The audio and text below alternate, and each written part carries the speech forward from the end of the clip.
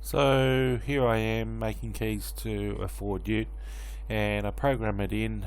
Pallet light goes off, will not start, and often you start to look for a more deeper problem, and of course the customer never tells you what's really going on. That's just a given.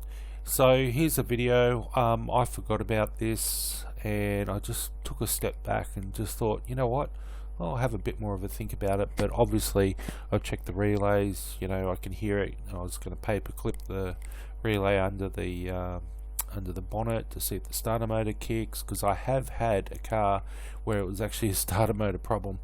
So anyhow, here's the video.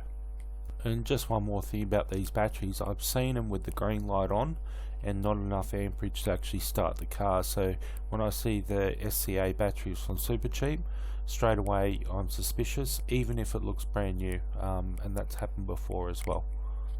Okay, so just making keys to a Ford Falcon. There's a chainsaw going in the background. But whenever you see these batteries, don't rely on the fact